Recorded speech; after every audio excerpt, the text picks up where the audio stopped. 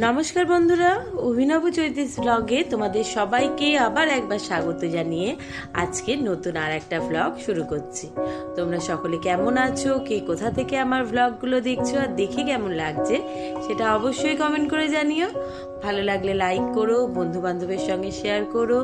যারা ইউটিউব থেকে দেখছো তারা চ্যানেলটাকে সাবস্ক্রাইব করে দিও, পাশে থাকা বেল বাটনটাকে অল করে দিও। আর যারা ফেসবুক থেকে দেখছো তারা পেজটা অবশ্যই ফলো করো। আজকে বৃহস্পতিবার, ঘড়িতে এখন 8:30টার মতো বাজে।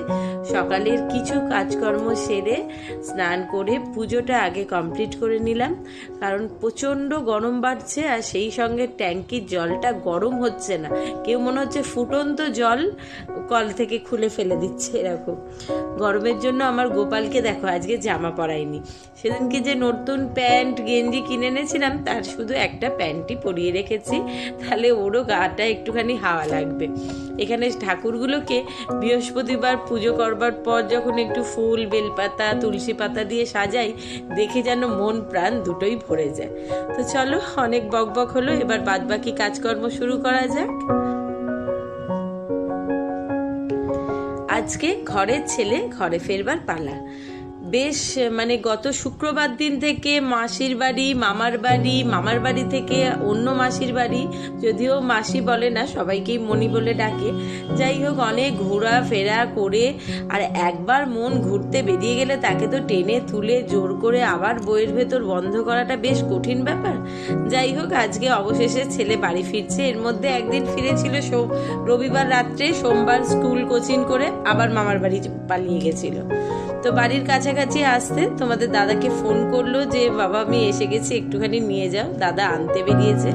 ঘড়ির কাটাও বলছে 11টা থেকে 11:30টার মতো বাজে।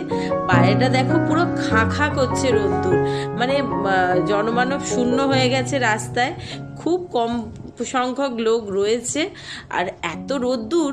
সব থেকে মজার ব্যাপার কি, এই এত গরমে একটু কষ্ট হচ্ছে ঠিকই, কিন্তু কষ্টকে উপেক্ষা করে আমার যত যেখানে যা কাচার জমেছিল, যেগুলো 2-4 দিন পরে কাচলেও হতো, সেগুলোকেও আমি এখন বেশ মনোযোগ দিয়ে ভিজিয়ে দিচ্ছি আর রোজই ভুরি ভুরি জামা কাপড় কেচে ফেলছি। কারণ কেচে নিলে একটা কি সুবিধা হচ্ছে, শুকাবে কি করে বা শুকুর দেওয়ার কোনো ঝামেলা থাকছে না, ওটাকে কোনো রকমের দড়িতে ফেলে রাখলে আপনি শুকিয়ে যাচ্ছে। এত তাঁত, সমস্ত জামা কাপড় এমনি শুকনো হয়ে যাচ্ছে। সকালবেলা এক ডাই জামা কাপড় কেচে, ওটা গতকালকেই কাচবার কথা ছিল, ভেজানো ছিল। এই দেখো, ছেলে বাড়ি এসে গেছে আর এসে আমার জন্য উপহার এনেছে 1 বস্তা জামা কাপড়, কারণ সেগুলো তো কদিন ভোর সমানে পরা হয়েছে, সেগুলো কাচা ধোয়া করতে হবে। এখানে ছেড়ে সে বাইরে বসেছে আর তোমাদের দাদা বাইরে থেকে ঘুরে এসে এত গরম রোদ, তাড়াতাড়ি করে বালিশ পেতে, ঘরটা একটু ঠান্ডা, ওখানে শুয়েছে, একটু এসিটাও চালিয়ে নিয়েছে। তো চল ঘরের দরজাটা ভেজিয়ে দিই, ও বরং একটুখানি খুব কম সময় হাতে, তাহলেও 1 ঘন্টা একটুখানি ঠান্ডা ঘরটায় রেস্ট নিক, কারণ কিছুক্ষণ বাদেই তো আবার এই রোদ্দুরে মধ্যে তাকে অফিস বেরোতে হবে। দরজা বন্ধ করে দিয়েছি। আর এই ঘরে তো দরজা জানলা সকাল 11টা থেকে শুধু এই ঘর না, সারা বাড়িরই দরজা জানলা বন্ধ করে রাখছি, তারপরও এই কাঁচের জানলা দিয়ে একবারে এত আলো ঠিকরে বেরোচ্ছে। আর সেই সঙ্গে জানলার কোথাও একটু ফাঁক থাকলেই এত তাপে একটা গরম হালকা হাওয়া আসছে যে কি বলবো। সকালবেলা বাসন কোসনগুলো ধোয়া পরিষ্কার হয়েছে, সেগুলো এখনো গোছানো হয়নি, পড়ে রয়েছে। আর যেটা কাজ হচ্ছে, গতকালকে কারেন্ট অফ আর লোডশেডিং আমাকে এমনভাবে ভুগিয়েছে, সারাদিন কোনো কাজকর্ম হয়নি, খাওয়া দাওয়া হয়নি, কোনোটাই ঠিকভাবে হয়নি। বলছিলাম যে জামা কাপড়গুলোর কথা সকালে ভিজিয়েছিলাম, বিকালে কাচবো বলে, লোডশেডিংয়ে এত মাথার যন্ত্রণা ধরে গেছে, সেগুলো আর কাচা হয়নি। আজকে সকালবেলা কেচে দিতে না দিতেই সব শুকিয়ে গেছে। এখানে এই পটলগুলো বার করে রেখেছি, একটুখানি ভাজা করব। প্রেসারে আলু সেদ্ধ হতে দিয়েছি, একটুখানি পেঁয়াজ লঙ্কা তেল করে ভাজবো। ওখানে ভাত হচ্ছে, আর এখানে মুসুর ডাল সেদ্ধ করে রেখেছি, কাঁচা আম কেটে ওর মধ্যে ফেলে একটুখানি ফুটিয়ে নিয়েছিলাম, টক দিয়ে আম ডাল হবে। আর হচ্ছে গতকালকের খাওয়া তো হয়নি, বললামই তো, বেশ কিছুটা ঢ্যাঁড়স আলুর তরকারি রয়ে গেছে, তো তো সেটা বার করে গরম করে রেখেছি। আর এখানে মানে গতকালকে যে পার্শে মাছ এনেছিল সেই মাছও 4 পিস মতো রয়ে গেছে, যেহেতু দাদা কোনো রকমে একটুখানি 1 পিস খেয়ে গেছে আর আমারও তো এই একই অবস্থা, বাদ বাকি 4 পিস মাছ রয়েছে, ওটাও গরম করে রেখেছি। শুধু বাকি আছে মানে ভাতটা নাবলে ডিমটা ভাজবো আর তোমাদের দাদাকেও খেতে দেবো, আমরাও এই খেয়ে নেবো। আজকে আর বিশেষ রান্নার কিছু বাড়াবাড়ি করিনি আর ভালোও লাগছিল না। আর টুকটাক অত রকম আছে, একটু পাঁপড় ভাজা করেছি, আলু ভাতে, ডাল ভাত, পটল ভাজা, ডিম ভাজা, মাছের ঝাল, ঢেঁড়সের তরকারি, তাও টুকটুক করে অনেক রকম। আর ছেলের মুখের অবস্থা দেখো, এই রোদ্দুরে মামার বাড়ি থেকে ঘুরে এসেই তার মাথার যন্ত্রণা হচ্ছে, এসেই শুরু করেছে মা ভালো লাগছে না। তবে এই রোদ্দুরে কিন্তু মামার বাড়ি গেছিল তখন এত কষ্ট হয়নি, এখন বাড়ি ফিরে এসছে না, আবার তো সেই রোজকার গতানুগতিক জীবন শুরু হবে, তাই মাথা ব্যথা, তাই ভালো লাগছে না, হাজার বায়নাক্কা। আর এই কলাগুলো আমার মেজো পিসির বাড়ির নিজের গাছের কলা, তো পেকেছিল বলে বেশ আরও অনেকগুলো দিয়েছে, সেগুলো এখনো ব্যাগ থেকে বার করেনি। এটা জামার সঙ্গে একটা আলাদা ব্যাগে ছিল, সেটা বার করেছে।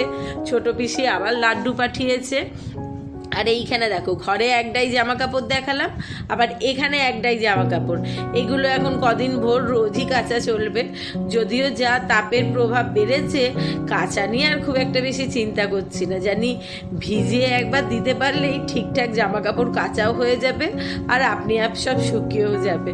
তবে তোমাদের দাদাকে বলেছি এই এত গরমটা সেও বেচারা পারছে না, না হলে রোজকার জামা কাপড় কাচা ধোয়া আমি করে দিলে ওই সমস্ত আয়রন করে। এই দেখো এখানে একটাই জামা কাপড়, যেগুলো বলছিলাম গতকালকে কাচার বাকি ছিল, সেগুলো সকালবেলা কেচে ধুয়ে দিয়েছি, সব শুকিয়ে গেছে। ভাবছি এগুলোকে একটা ব্যাগে ভরে রাখি, দাদাকে বলবো দোকানে দিয়ে দিতে আয়রন করবার জন্য।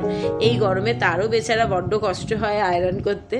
তো থাক এগুলো, চলো যেটুকু টুকটাক রান্না বাকি আছে, মানে ডালটা সাদলাবো, পটলটা ভাজবো, ডিমের অমলেট হবে, পাঁপড়টা আগেই ভাজা আছে, সেগুলো ঝটপট করে নিই, দিয়ে খাওয়া দাওয়া সেরে আগে ছেলে এসেই মাথার যন্ত্রণা করছিল, তাও ওকে আমি এসির ভেতর ঢুকতে দিইনি, বাবা আছে থাক তুই বাইরে বস।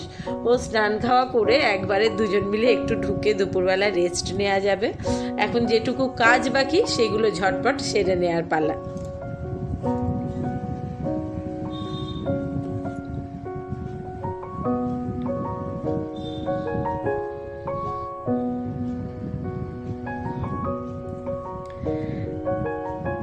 সন্ধে প্রায় 6:30 মতো বাজে, জল তো মনে হচ্ছে বললামই গরম না ফুটন্ত। তো আমি সকালবেলা মানে দুপুরবেলার দিকটা যখন ট্যাঙ্কির জল ওঠে, টাইমে জল আসলে সেই জল 2 বালতি ধরে রাখি, সেই জলে স্নান করে এসে বৃহস্পতিবার সন্ধেবেলা আগে সন্ধে পুজোটা দিয়ে নিচ্ছি।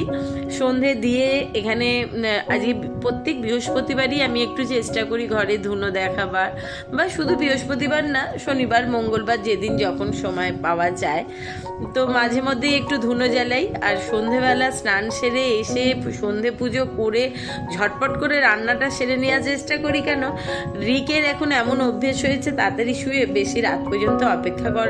আর সবচেয়ে বড় কথা কি ভাবি, এরপর স্কুলটাও তো আবার রেগুলার শুরু হচ্ছে। যদিও আজকে সন্ধেবেলা মহারাজ ফোন করেছিল, দিয়ে বলছে যে একজন স্টুডেন্ট আর একজন টিচার ওদের স্কুলে একটু অসুস্থ হয়ে পড়েছে গরমের জন্য, তো আগামী 1 সপ্তাহ যদি ছুটি দেয়া যায় সেটা ওনারা চিন্তা ভাবনা করছেন। যেহেতু ওদের স্কুলে গরমের ছুটি বলে কিছু ছুটি দেয়া হয় না বা দেয় না, তো সেই জন্য তখনকার কথা, এখনো নোটিশ কিছু পায়নি। তো চলো ঝটপট মোটামুটি ধূপ প্রদীপ সব দেখানো হয়ে গেছে, কর্পূর ধুনো সব দিয়ে এবার রান্নার দিকে যাব। রিকের তাড়াতাড়ি শোয়ার জন্য এখন আর রাত্রের রান্না খুব একটা লেট করে করি না। সন্ধে পুজো দিয়ে নেওয়া হয়ে গেলেই আগে চেষ্টা করি যেদিন সময় পাই রাত্রিবেলা তরকারি করে রাখতে বা আটা মেখে রাখতে। তো আজকেও আটা মেখে রেখেই তারপরে স্নান করতে গেছিলাম, পুজো দিয়ে গোপালকে খেতে দিয়ে শয়ন দিয়ে এসে ঝটপট করে রুটিটা করে দিয়েছি। আর এখানে ওই চাটুটা গরম ছিল বলে ওই গরম চাটুর মধ্যেই বেশ কিছুটা কাসৌরি মেথি দিয়ে রেখেছি, তাহলে গরমে মেথি পাতাগুলো বেশ মুচমুচে হয়ে যায়। আজকে রাত্রিবেলা একটু তড়কা বানাবো, তো তরকাতে একটু নামাবার আগে মেথি পাতাটা দিলে দারুণ সুন্দর সেন্টও হয়, টেস্টটাও ভালো আসে। আর একটুখানি ছোলার ডাল আর মুগ কড়াই লবণ, হলুদ, লঙ্কা, কাঁচা লঙ্কা দিয়ে সেদ্ধ করে রেখেছি। তো আর ওদিকে পেঁয়াজ, রসুন, মানে একটুখানি তেল আর খুব সামান্য একটু ডালডা, তাতে সেন্টটা ভালো আসে, মিশিয়ে ভাজতে বসিয়েছি। আর দাদা ওদিকে মোষের দুধ নিয়ে এসছে, রাত্রিবেলা লাচ্ছা দিয়ে খাওয়া হবে। এই হচ্ছে রাত্রিরের মেনু। আজকে যদি স্যালাড কাটবার জন্য বলেছিল, তো আমি ভাবলাম যে যেহেতু ওখানে দুধের সিমাইটা খাওয়া হবে আর স্যালাডে একটু লেবু না দিলে ভালো লাগে না, তো বললাম স্যালাড আর কাটছি না, শুধু পেঁয়াজ খেলে পেঁয়াজ কেটে দেবো আর একটু শসা যদি হয় দিয়ে দেবো। আর এই যে ওখানে পেঁয়াজটা আস্তে করে ভাজা বসিয়ে রেখে এসেছি, লাচ্ছাটা বার করে রেখেছি। মোষের দুধ এনে রেখেছে ঠিকই, কিন্তু সেটা তো ঠান্ডা হয়ে যাবে। রাত্রিবেলা তরকাটা হয়ে গেলে এটাকে অল্প একটু চিনি দিয়ে ভালোভাবে ফুটিয়ে, আর যেহেতু লাচ্ছা সিমাই আর আলাদাভাবে করতে লাগে না, গরম দুধ বাটিতে ঢেলে দিয়ে তাতে চিনি দিয়ে দিই, আর এই সিমাইটা দিয়ে দিলেই হয়ে যাবে। তো চলো বাদবাকি তরকা যেটুকু বাকি আছে, এখানে পেঁয়াজ, আদা, রসুন, কাঁচা লঙ্কা, টমেটো বেশ ভালোভাবে ভাজা হয়ে যেতে 3টে ডিম দিয়ে একটুখানি ভুনা বানিয়ে নিচ্ছি। তারপর সেদ্ধ করা ডালটা দিয়ে যা মশলা, একটু চিকেন মশলা, একটুখানি লাল মানে যেটা লাল লঙ্কা সেরকম দিয়ে একটু নুন মিষ্টি টেস্ট করে নিয়ে ঝটপট নামিয়ে রাত্রের খাবার সেরে নেব। তো চলো আজকের ব্লগটা তাহলে এখানেই শেষ করছি। সবাইকে শুভরাত্রি বলে সকলে ভালো থেকো, সুস্থ থেকো। খুব শিগগিরই নতুন আর একটা ব্লগ নিয়ে ফিরে আসছি। এখনের মতো টাটা।